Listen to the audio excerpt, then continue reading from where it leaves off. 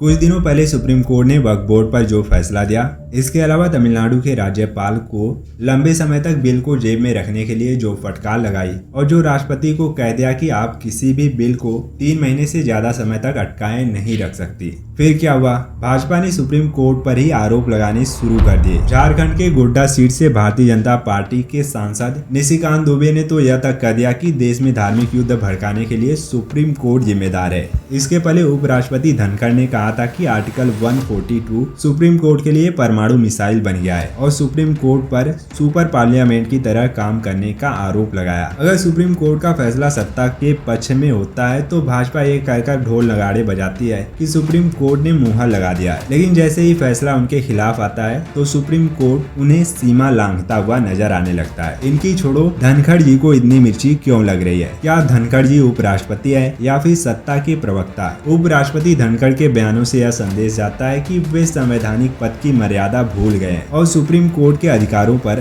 हमला कर रहे हैं, जो लोकतंत्र के लिए खतरा है। अब आइए देखते हैं भाजपा सांसद निशिकांत दुबे ने सुप्रीम कोर्ट पर क्या बयान दिया है।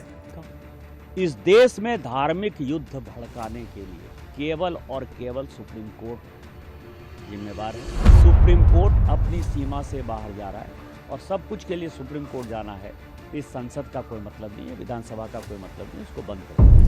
सबसे पहले बात करते हैं एनजेएसी कानून की। उन्होंने कहा कि एनजेएसी कानून लाएंगे, इसके माध्यम से भाई भतीजावाद में जज का चुनाव नहीं होगा। उन्होंने आरोप लगाया कि 78% जज अपर कास्ट के बैठे हैं और वह कानून चलाएंगे। यह कानून नहीं चलेगा। उन्होंने आरोप लगाया कि वर्तमान व्यवस्था में न्यायपालिका में जातिगत भेदभाव और सवर्ण जाति के जजों का वर्चस्व है, जबकि अनुसूचित जाति, अनुसूचित जनजाति और ओबीसी के जजों की संख्या बहुत कम है। इसके अलावा निशिकांत दुबे ने कहा कि देश में धार्मिक युद्ध भड़काने के लिए सुप्रीम कोर्ट जिम्मेदार है। उन्होंने कहा सुप्रीम कोर्ट अपनी सीमा से बाहर जा रहा है। अगर हर बात के लिए सुप्रीम कोर्ट जाना है तो संसद और विधानसभाओं को बंद कर देना चाहिए। निशिकांत दुबे ने कहा कि देश में जितने भी गृह युद्ध हो रहे हैं उसके लिए जिम्मेदार केवल सीजेआई संजीव खन्ना है। वैसे अब खबर आ रही है कि निशिकांत दुबे के खिलाफ कोर्ट की अवमानना की कार्रवाई हो सकती है। अटॉर्नी जनरल को इस सिलसिले में एक चिट्ठी भी लिखी गई है। सुप्रीम कोर्ट के वकील ने अटॉर्नी जनरल को एक चिट्ठी लिखकर अवमानना के मुकदमे की अनुमति मांगी है।